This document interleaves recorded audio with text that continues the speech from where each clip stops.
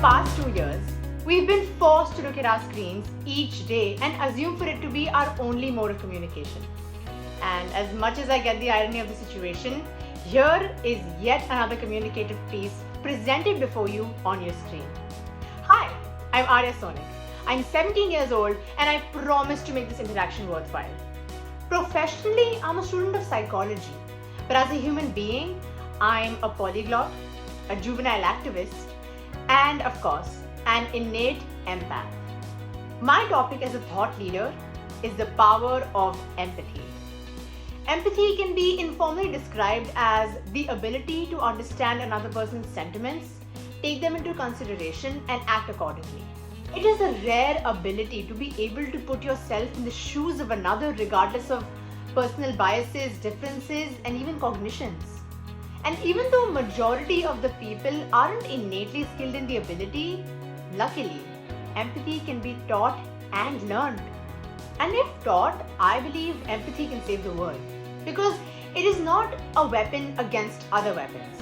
In fact, it is the white flag that has the power to withstand ammunition of all sorts, verbal, physical, and maybe even mechanical. With every neighboring country on the verge of war, I believe that empathy appended to diplomacy is the only hope we can give our descendants.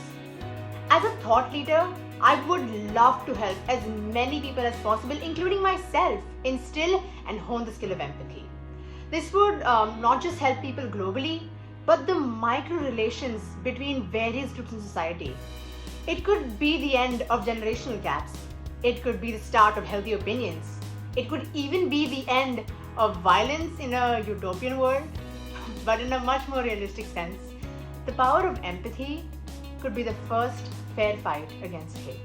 A simple yet overbearing example of the lack of empathy can be seen on social platforms. Social media gives a person the liberty to put forth their opinion without any censorship. And that has cost us the lives of so many people. If the power of empathy was taught and embedded into minds from a young age, the necessity for legal barriers would automatically be presumed futile. Honestly, if I had the ability and the prowess to, I would love to engage with people on a personal level and help them eradicate negative schemas to make way for attributes such as acceptance, patience, and of course empathy.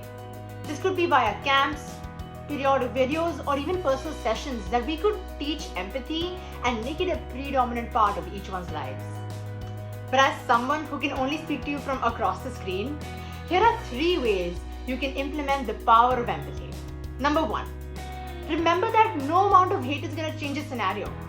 Hating on someone's physique online is neither going to make yourself feel better about yourself in the long run, neither is it going to change their physical structure.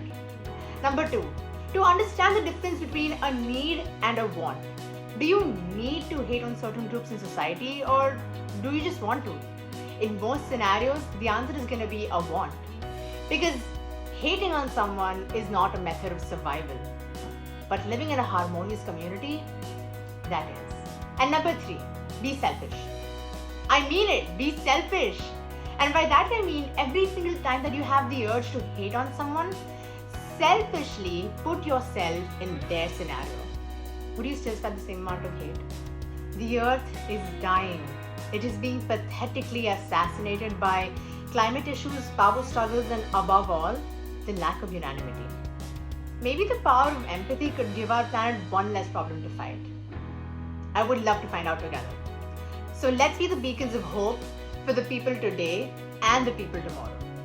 I stand on the side of compassion, egalitarianism, and empathy. And I can't wait for us to be on the same side. Thank you.